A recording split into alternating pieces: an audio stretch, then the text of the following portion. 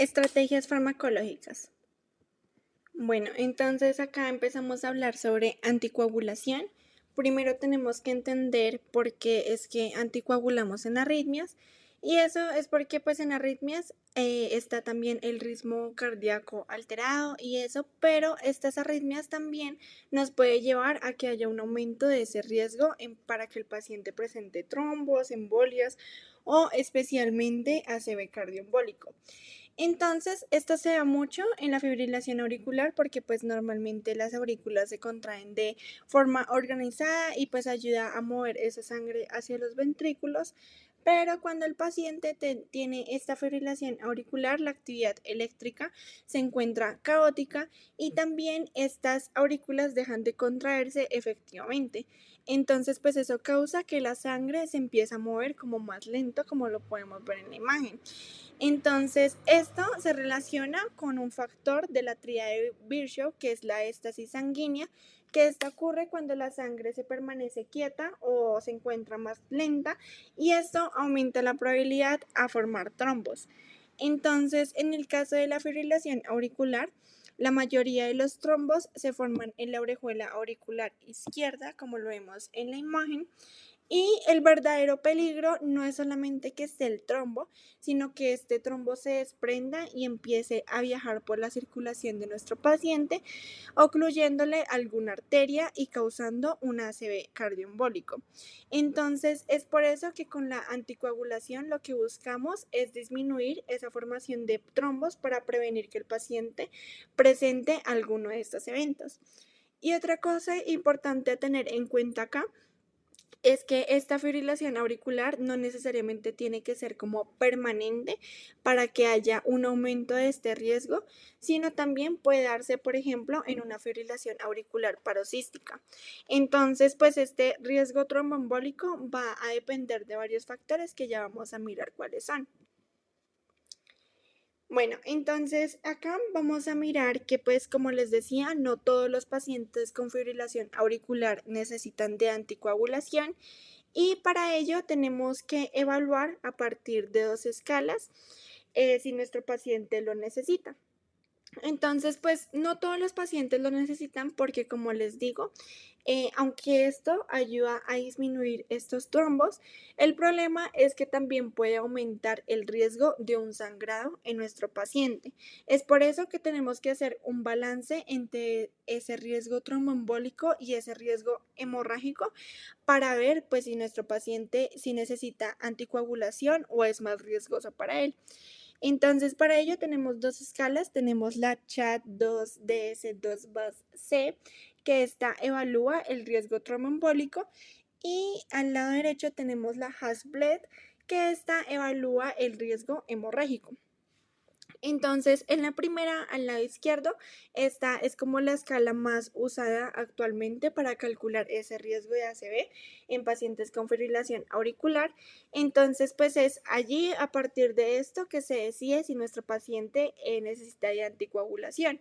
Entonces, pues esta mira factores como insuficiencia cardíaca, hipertensión, diabetes, enfermedad vascular, edad avanzada y antecedente de ACV.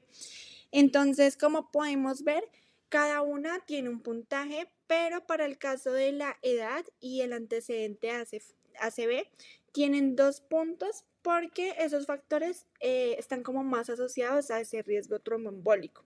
Entonces, por ejemplo, en el antecedente ACV, si un paciente ya embolizó, tiene más probabilidad de volver a tener otro evento tromboembólico. Entonces, es por eso que tienen 2 puntos. Y esto se interpreta a partir pues, de sus puntos. Entonces, si el paciente tiene 0 puntos, es un bajo riesgo tromboembólico. Si tiene 1 punto, ya tenemos que empezar a ver como el contexto clínico del paciente, las comorbilidades, la edad, el riesgo hemorrágico a la vez. Y si nuestro paciente ya tiene 2 puntos o más, la anticoagulación se recomienda porque el beneficio de prevenir SACV está superando el riesgo del sangrado. Ya pues una vez hayamos interpretado pues esta primera escala, vamos a la segunda, que es la HAS-BLED. Entonces pues esta evalúa qué tanta probabilidad tiene un paciente de presentar un sangrado durante esa anticoagulación Entonces, esta evalúa factores como la hipertensión, alteración renal o hepática, sangrado previo, INR lábil, que este INR es como una forma estandarizada para medir qué tan anticoagulada está la sangre. También evalúa edad avanzada, alcohol y medicamentos. Entonces, pues acá lo importante a tener en cuenta es que esta escala no nos está como contraindicando inmediatamente la anticoagulación, sino que realmente nos ayuda a identificar pues si los pacientes tienen este riesgo y asimismo poder como mejorar su vigilancia e ir como ayudando en esos factores modificables.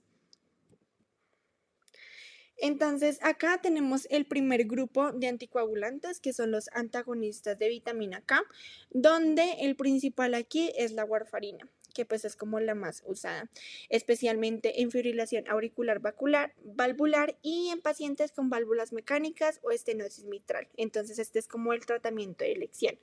Entonces, ¿cómo funciona esta warfarina o pues estos antagonistas de vitamina K? Funcionan a partir pues de esa vitamina porque pues esta es la que participa como en la activación de esos factores de coagulación, los que vemos allí, el 2, el 7, el 9 y el 10. Y lo que hace la warfarina es inhibir la enzima de vitamina K epoxidorreductasa, que al bloquear esta enzima lo que va a hacer es disminuir esa vitamina y por eso esos factores de coagulación no se van a poder como activar correctamente, lo que va a disminuir esa capacidad de coagulación. Entonces, pues como tal, lo que hace esta warfarina no es destruir los factores que ya estaban, porque puede que ya hayan factores que estuvieran circulando y funcionando por nuestro cuerpo, sino lo que hace es impedir que el hígado produzca como nuevos factores funcionales. Entonces, como les decía, como ya hay factores que están allí y pues este medicamento no los va a eliminar, este fármaco no va a actuar como de forma inmediata, sino el anticoagulante, su efecto como tal va a ir apareciendo progresivamente en días. Entonces, pues eso ocurre principalmente por esos factores de coagulación, porque tienen diferentes tipos de vías, entonces algunos tienen vía media larga, entonces va a depender de qué tanto disminuyan.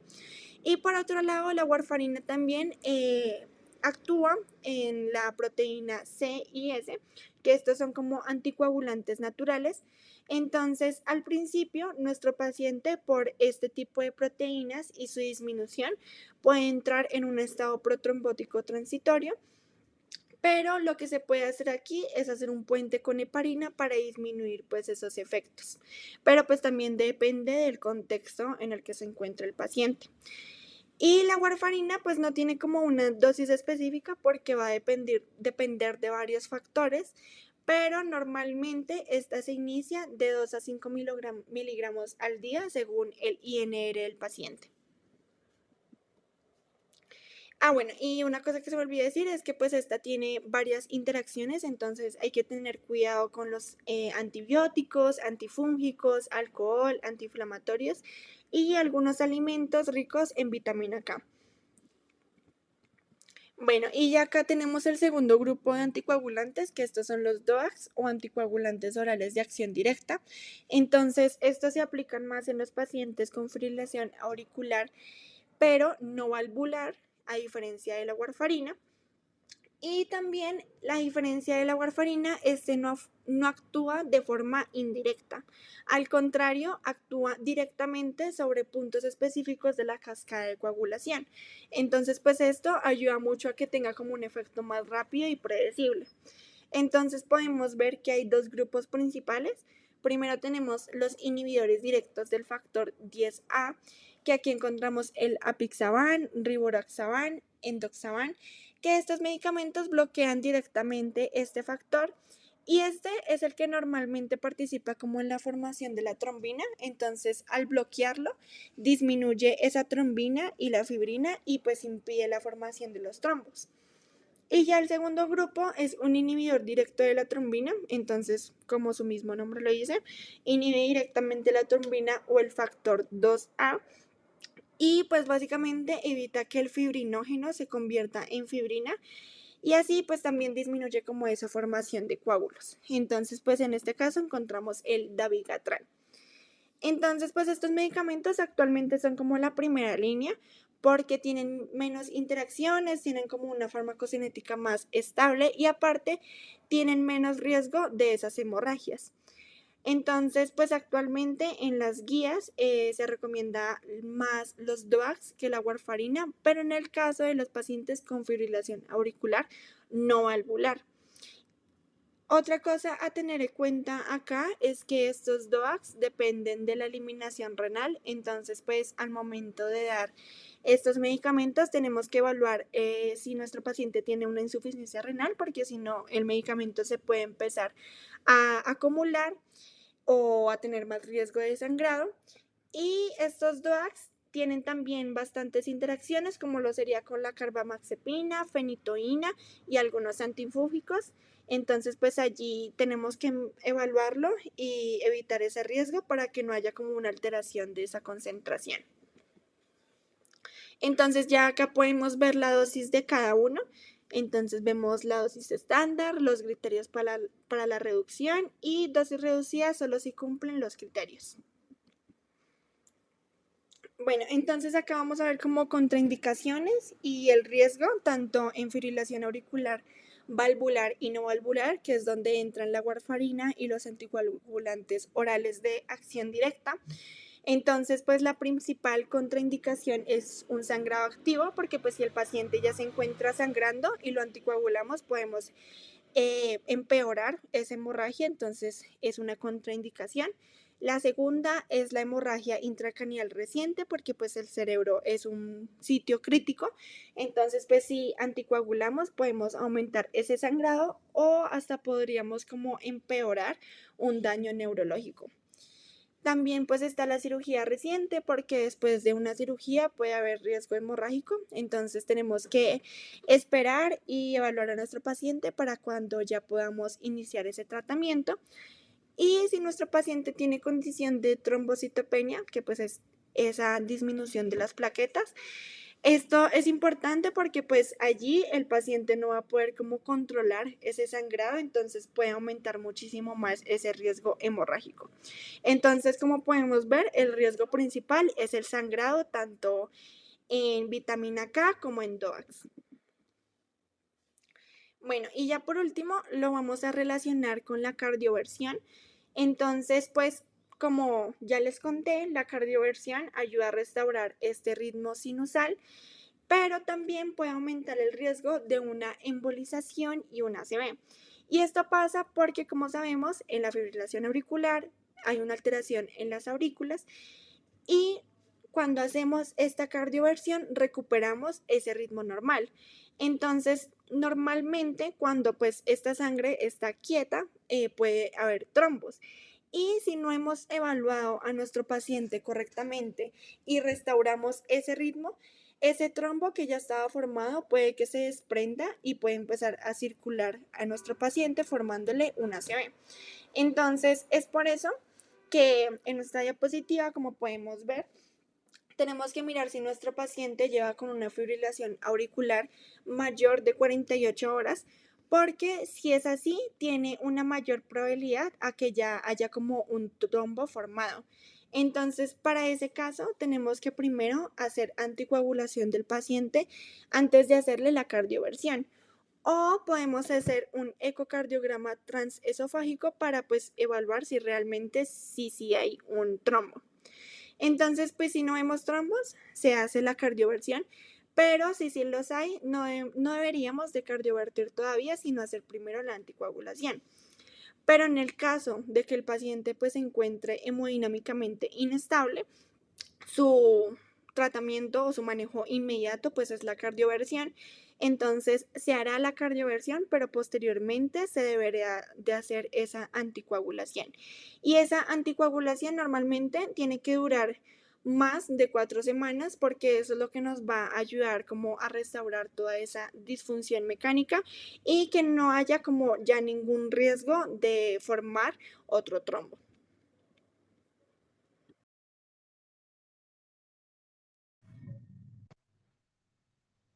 Hola, buenos días. Voy a exponerles pues básicamente lo que faltó del RAE de farmacología, es decir, lo que me compete a mí, que es de los antiarrítmicos. Entonces vamos a empezar. Voy a compartir pantalla.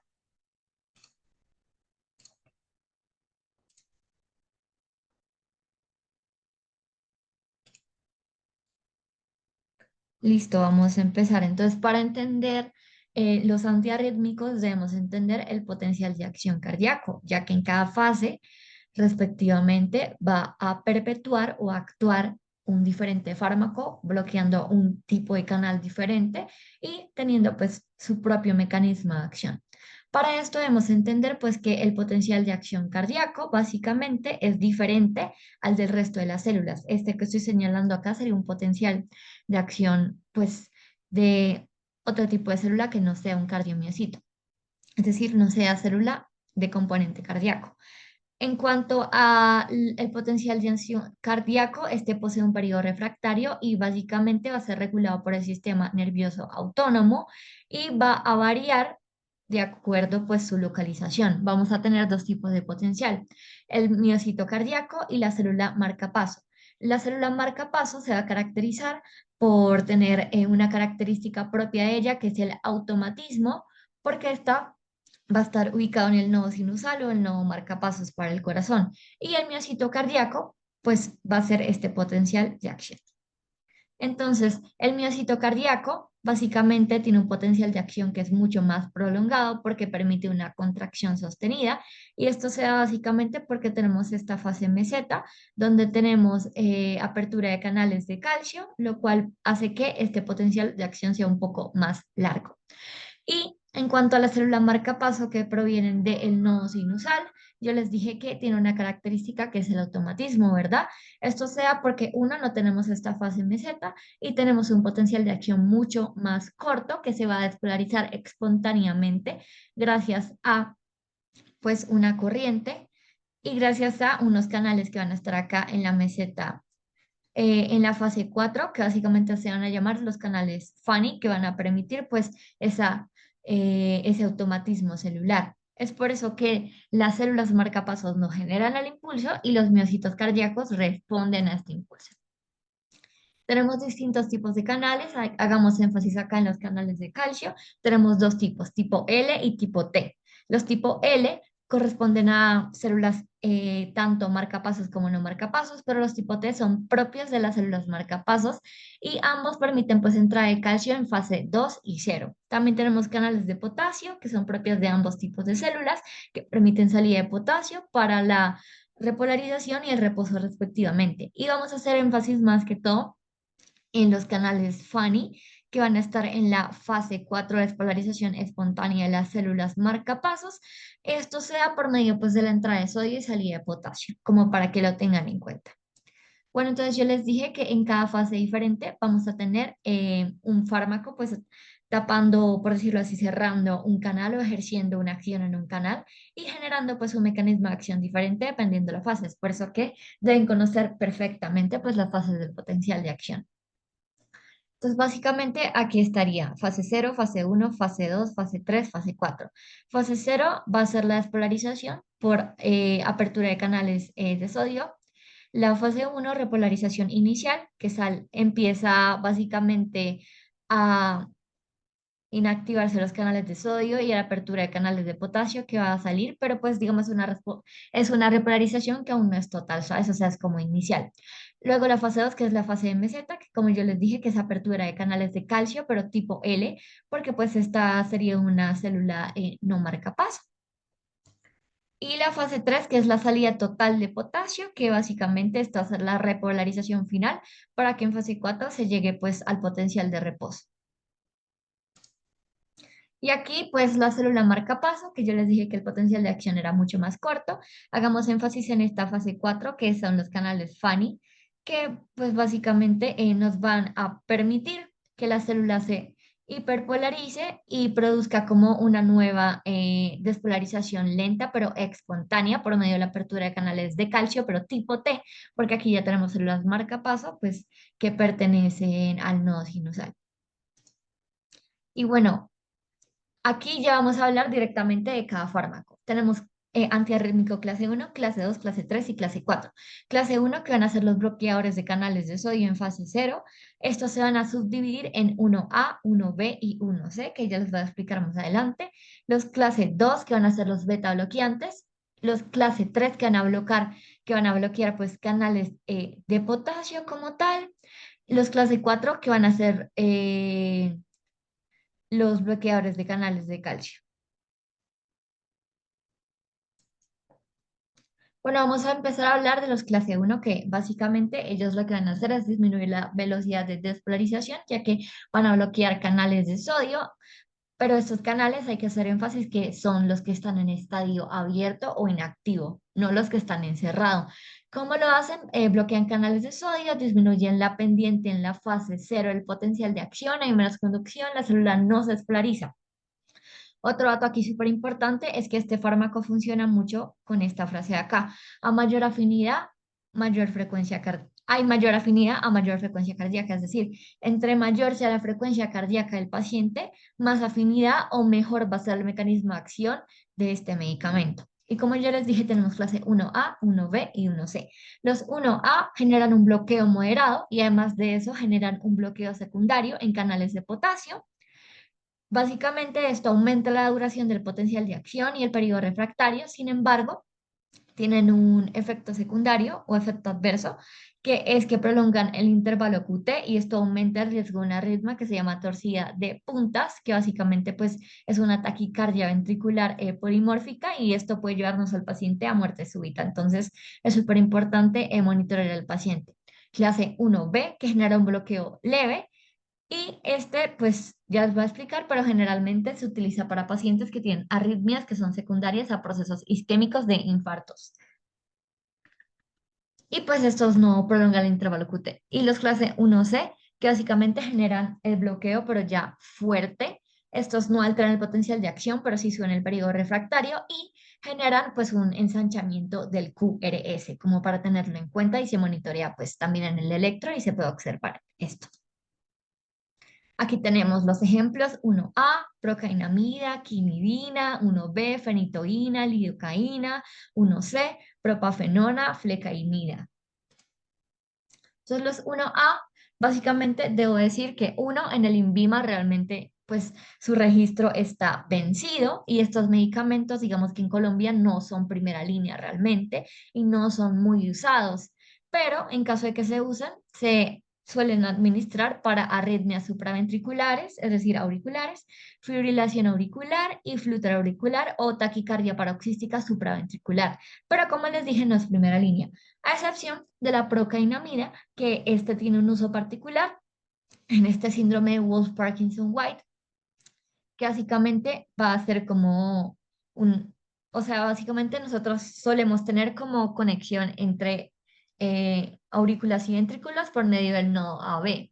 Pero acá vamos a tener un haz accesorio que está generando básicamente un circuito eléctrico accesorio que genera pues alteraciones en el ritmo cardíaco del corazón. Entonces básicamente este medicamento sirve mucho porque disminuye la conducción eléctrica pero en ese haz accesorio.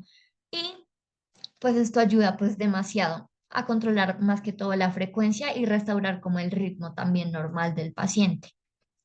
Sin embargo, estos medicamentos tienen muchos efectos adversos. Por aquí esta tabla, digamos, son los efectos adversos de la quinidina, es proarrítmicos. Aparte de eso, como yo les dije, genera eh, esta taquiarritmia, que es básicamente la torcida de puntas, porque prolonga el intervalo QT, genera diarrea. Aparte de eso, es súper negativo que prolongue el intervalo QT, porque básicamente este intervalo suele indicar que, digamos, que el corazón se está como repolarizando a nivel ventricular. Entonces, si se prolonga este intervalo, el corazón va a tardar como en recargarse, por decirlo así, y se va a dar pues esta arritmia que es la torcida de puntas, que es polimórfica y puede llevarnos el paciente pues a muerte súbita. y la quinidina a partir de dosis de 2 a 6 microgramos sobre mililitros produce un efecto neurológico que se llama el sinconismo, que básicamente va a constar de tinnitus, cefalea, visión borrosa y mareo y sensación vertiginosa pues en el paciente. Además de eso genera la procainamida, genera pues síndrome de lupus-like, que sería un lupus inducido por este medicamento, entonces pues no es que sea muy positivo, y efectos anticolinérgicos, más que todo la disopiramida, como boca seca, retención urinaria, estreñimiento. Y súper importante que la disopiramida suele empeorar la falla cardíaca. Estas son las dosis, que depende básicamente de para qué se le esté indicando cada medicamento, varía la dosis. Ahora vamos a hablar de los 1B, que yo les dije que el más importante era la lidocaína. Y básicamente este tipo de medicamentos son mucho más afines por tejido miocárdico isquémico y actúan en canales que están en estadio abierto o inactivo. Básicamente lo que ellos hacen es bloquear canales de sodio en estos canales y disminuyen como su entrada, y esto genera que disminuye como la velocidad como de despolarización y la excitabilidad de la célula cardíaca. Esto disminuye el automatismo ventricular y suprime arritmias ventriculares, pero estas arritmias suelen ser post-infartos que tuvieron episodios isquémicos en el paciente.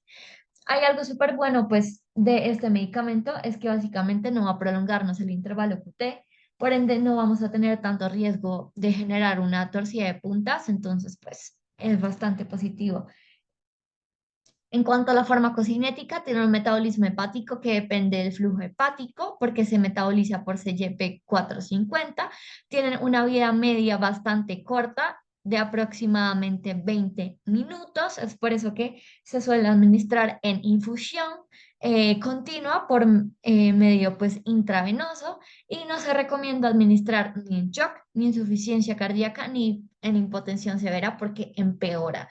Y pues si el paciente tiene algún problema o falla hepática, como no tiene buen flujo hepático, pues no se le va a dar al paciente porque vamos a aumentar las concentraciones plasmáticas, vamos a prolongar su efecto y vamos a aumentar el riesgo de toxicidad en el paciente. Esto se suele indicar, tienen que aprendérselo en taquicardia ventricular sin pulso y en fibrilación ventricular, y más que todo pues en arritmias ventriculares agudas asociadas a isquemia e infarto de miocardio. La dosis va a ser de carga y va a tener una segunda y una de mantenimiento. Aquí están las dosis para que repasen. Este medicamento es primera línea en taquicardia ventricular sin pulso y fibrilación ventricular cuando no tenemos amiodarona. La amiodarona ya les voy a explicar más adelante, pero básicamente es como un ácido valproico para epilepsia, es decir, funciona para todos los tipos de arritmias, menos para, por decirlo así, para torsión de puntas. Y efectos adversos, puede ser depresora estimulante, con estos efectos adversos de acá. Y cardiovasculares, genera bradicardia, hipotensión y bloqueo atrioventricular. Por eso si el paciente ya tiene hipotensión o ya tiene bradicardia, pues no es el medicamento de primera línea porque pues vamos a empeorarle el cuadro al paciente. Ahora vamos a hablar de los 1C, que son los que yo les había dicho que generan un bloqueo de forma fuerte y tienen un efecto beta bloqueante en el caso de la propafenona. Entonces, aquí tenemos los dos principales, que sería la flecainida y la propafenona, y están indicados en fibrilación auricular para controlar específicamente el ritmo, pero debemos vigilar que el paciente no tenga una cardiopatía estructural, es decir, no sé, que haya perdido la estructura de el cardiomiocito, no sé, como en una valvulopatía, un evento isquémico o un infarto agudo de miocardio de carácter isquémico previo, una insuficiencia cardíaca, es decir, una falla, una disfunción ventricular izquierda o, pues como les dije, una valvulopatía. Este medicamento en pacientes que ya tienen fibrilación auricular a veces suele, como por decirlo así, evolucionar y pasar esa fibrilación auricular a un flúter auricular de conducción 1-1. Es por eso que si tenemos pacientes con este medicamento debemos monitorealizarlos en caso de que veamos el riesgo. Siempre se suele asociar con un beta bloqueador, en especial con el verapamilo, como para que lo tengan en cuenta. Y efectos adversos: ensancha el QRS, nos puede generar bloqueo atrioventricular y pues es proarrítmico porque básicamente pues lo que les dije del flúter. A nivel del sistema nervioso central nos va a generar visión borrosa, mareo, parestesias y náuseas, disgeusia y sabor metálico a nivel gastrointestinal. Aquí tenemos una pregunta, pero ya la habíamos visto en clase. Eh, Ahora vamos a pasar a hablar de los antiarrítmicos de clase 2. Básicamente, estos van a ser los beta bloqueadores que van a bloquearnos los canales beta 1 cardíacos. Entonces, básicamente, para esto vamos a entender cómo funciona el cuerpo. Generalmente, en ausencia de estos beta bloqueadores, el cuerpo, por decirlo así, suele tener un efecto simpático adrenérgico por medio de las catecolaminas en estos receptores beta 1. Esto en el potencial de acción lo que nos genera es que aumente la tasa de despolarización en fase 4 en el nodo, pues ese, en el nodo sinusal. Esto hace que vaya más rápido y que suba la frecuencia cardíaca, que aumenten las corrientes de calcio en el nodo AB, que conduzca más rápido y que, digamos, los impulsos lleguen directamente a los ventrículos, que aumenten las corrientes de potasio para cortar la repolarización y disminuir el periodo refractario para que la célula quede lista antes para volver a disparar. Esto es súper importante para el nodo sinusal porque básicamente es lo que le da la característica del automatismo a estas células. Sin embargo, los beta bloqueadores van a bloquearnos ese, por decirlo así, ese receptor beta 1. Entonces van a disminuirnos el AMP cíclico, van a disminuir la entrada de calcio en células y por ende van a disminuir la actividad tanto del nodo sinusal como el nodo atrioventricular, disminuyendo pues ese automatismo también en la fase 4.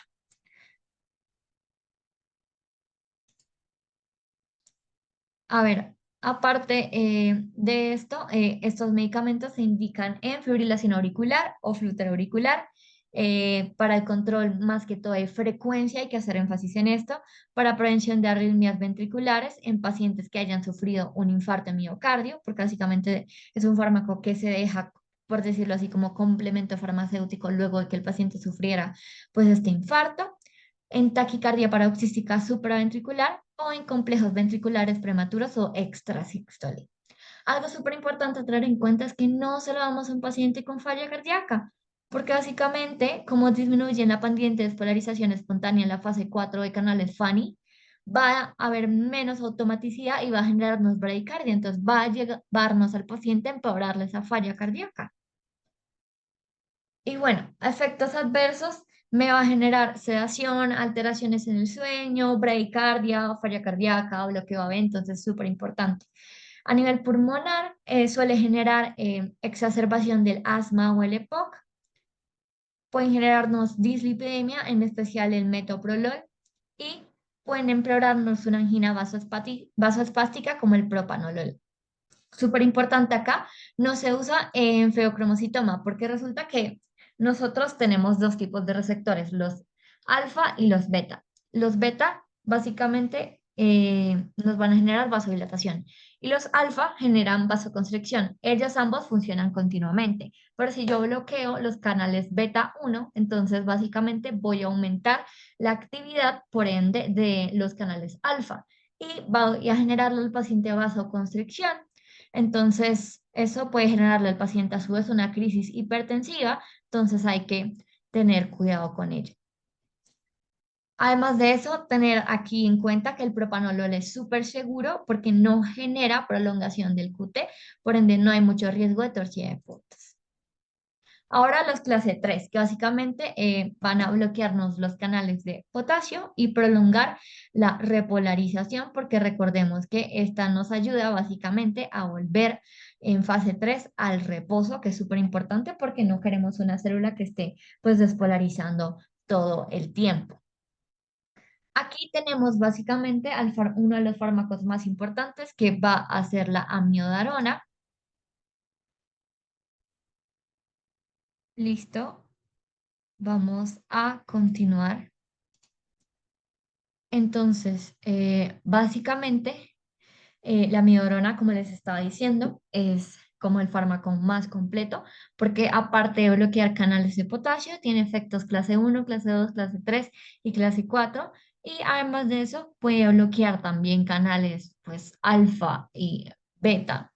Entonces, básicamente es como el ácido valproico para la epilepsia súper completa. Sin embargo, también tenemos, pues, la dronedarona, sotalol y butilide. También tenemos estos medicamentos, pero pues para que tengan en cuenta que esto es como el gol estándar. Indicaciones. Todos están indicados en fibrilación auricular para el control del ritmo. Súper importante, ritmo. Y la amiodarona para arritmias ventriculares, como fibrilación ventricular o taquicardias ventriculares, o arritmias supraventriculares, como flutter, etcétera. Y bueno, eh, este medicamento tiene un volumen de distribución bastante alto, lo cual permea como bastantes tejidos. Es por eso que se necesita una dosis en carga para que no se pierda como en los tejidos y que vaya también pues directamente a donde tiene que actuar. Tiene una mejor absorción con medicamentos y la dosis es de carga por vía intravenosa. Se suele colocar en vena central, es decir, se suele suministrar por la subclavia generalmente. Tiene metabolismo hepático por el CYP3A4 y 2D6 y tiene una vida media de aproximadamente de 10 a 100 días. Además de eso, tiene muchas interacciones para que tengan en cuenta con la warfarina. Básicamente va a inhibir su metabolismo porque inhibe el CYP2C9 y el CYP3A4 y aumenta el riesgo de sangrado porque pues la warfarina no está teniendo su efecto pues terapéutico. Con la digoxina porque inhibe básicamente la P-glicoproteína y esta es súper importante para que se elimine. Entonces vamos a aumentar los niveles de toxicidad de este medicamento. Y con beta bloqueadores hay que tener súper cuidado porque los van a potenciar, tiene potenciación farmacodinámica y puede generarnos exceso de bradicardia o bloqueo atrioventricular. Además de eso, interactúa con clase 1, con la disopiramida, con los antipsicóticos clásicos y con antidepresivos tricíclicos. Entonces, es súper importante tener en cuenta que otros medicamentos también, pues, toma el paciente. Y bueno, efectos adversos, prolonga el QT, por ende, riesgo de torsión de puntas, bradicardia, bloqueo y empeora la hipotensión porque de por sí genera hipotensión, entonces hay que tener en cuenta acá. A nivel pulmonar, genera neumonitis y fibrosis pulmonar a partir de dosis mayores a 400 miligramos día y genera un efecto de hiper o hipotiroidismo, ya que básicamente estructuralmente tiene una molécula de yodo, entonces básicamente el yodo recordemos que es súper importante para la síntesis de T3 y T4, que son hormonas tiroideas. Genera hepatotoxicidad y en la piel coloración azul o fotodermatitis. En los ojos, a veces en pacientes se les suelen observar depósitos corneales azulados. Aumenta las transaminasas, entonces hay que tener cuidado, pues hay que ir revisando pues demasiado la función hepática del paciente. Puede generar neuropatía periférica, cefalea, ataxia y temblor. Además de eso, genera disfunción testicular, por ende en pacientes jóvenes con precaución porque podemos generarles infertilidad.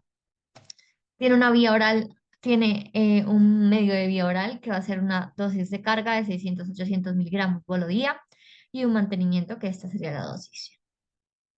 Usos, taquicardia o fibrilación ventricular, flúter o fibrilación auricular paroxística, taquicardia de complejos anchos y este síndrome que ya les había dicho que es del asa accesorio y está contraindicado en choque cardiogénico porque ya les dije que genera hipotensión y bloqueo atrioventricular de segundo o tercer grado o disfunción severa del nodo sinusal porque genera bradicardia y síncope.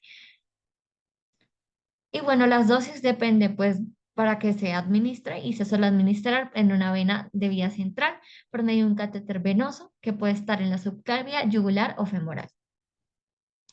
Y bueno, la amiodarona, antes de tomar pues como tal el antiarrítmico, se debe evaluar mucho la frecuencia cardíaca y la tensión arterial, porque si llega a ser la frecuencia cardíaca menor a 50 latidos por minuto, es decir, el paciente está bradicárdico, y además de eso tiene mareo, síncope, debilidad, confusión, dolor torácico o disnea, pues hay que tomar también la tensión arterial y no se le debe administrar como más dosis, porque pues vamos a empeorar las condiciones del paciente.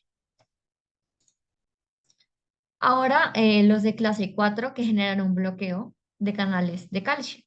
y aumentan pues el periodo refractario y disminuyen pues la pendiente de la fase cero en el automatismo de las células, pues ya más que todo, pues marcapaso. Aquí básicamente va a afectar directamente a los canales FANI, donde va a disminuir pues este automatismo de despolarización automática.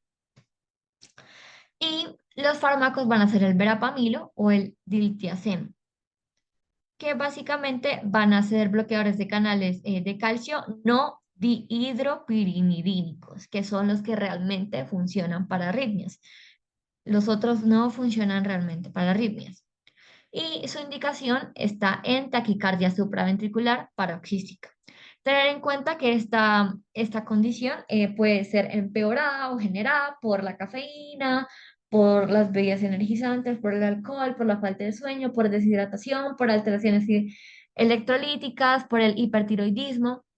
Es por eso que uno no es suficiente al medicamento, sino hay que controlar también estos factores de riesgo que son modificables, algunos como pues no sé, los hábitos, pues para mejorar el efecto terapéutico como tal del medicamento. Este, además de bloquear, nos sirve para bloquear arritmias que tienen circuitos de reentrada que utilizan el nodo AB porque prolonga su repolarización. Y los efectos adversos, bloqueo pues atrioventricular, porque hace parte pues del mecanismo de acción, bradicardia, empeoramiento de falla cardíaca, súper importante tenerlo en cuenta, no se lo damos a un paciente que no esté estable, por decirlo así, depresión del nodo sinusal, constipación, edema y hiperplasia gingival. Contraindicaciones: falla cardíaca descompensada, hipotensión severa o choque cardiogénico, síndrome del nodo sinusal enfermo, fibrilación auricular asociados con un tracto accesorio, taquicardia ventricular de complejos anchos, uso reciente o actual de antagonistas de canales de calcio o beta bloqueadores, o bloqueo atrioventricular de segundo o tercer grado. Ahora vamos a hablar de la adenosina, que básicamente ella actúa en los receptores A1 en el corazón. Cuando la adenosina se une a estos receptores, activa a una proteína, que básicamente va a ser la proteína GI, y esta va a disminuir el AMP cíclico. Cuando esto sucede, se van a abrir los canales de potasio. ¿Esto para qué? Para que a su vez se inhiba la entrada de calcio, porque el calcio depende del AMP cíclico, pero como este disminuyó, pues no vamos a tener pues entrada de calcio realmente. Esto nos sirve para disminuir la conducción del nodo AB y genera un bloqueo súper importante, pero este bloqueo es temporal. Esto nos ayuda más que todo para bloquear los circuitos de reentrada que están generando como anomalías como eléctricas en el corazón. Hay que tener en cuenta que digamos que este medicamento no es como muy como selectivo, entonces puede también activar los A2A, A2B y A3, y por eso nos puede generar vasodilatación y broncoespasmo, entonces tenemos que tener cuidado con pacientes que tienen pues asma, EPOC y pues en vasodilatación también. Disminuye la pendiente de fase 4, disminuye el automatismo, disminuye la frecuencia del nodo sinusal, disminuye la conducción del nodo atrioventricular y aumenta el periodo refractario del nodo AB. Hay que tener en cuenta que la farmacocinética básicamente tiene una vida media muy corta, de 20 a 30 minutos, por eso se suministra por vía intravenosa, no requiere ajuste renal o hepático, esto es un detalle bastante positivo. Indicaciones: taquicardia supraventricular de complejos estrechos, a tener en cuenta, esto es súper importante, y los RAMS, dolor torácico. Es súper importante tener en cuenta que esto genera dolor torácico porque a veces el paciente se espanta a urgencias y cree que se está infartando, pero realmente es que está tomando adenosina. Vértigo y náuseas. Y genera interacción con las metilxantinas y el dipiridamol. Y ya, en cuanto a la relación con el caso, es un paciente de 79 años con palpitaciones irradiadas al cuello, frecuencia cardíaca de 142, pulso antiarrítmico, ruidos cardíacos arrítmicos, ingurgitación yugular, estertores basales, frialdad distal, esa es la saturación y episodios neurológicos transitorios.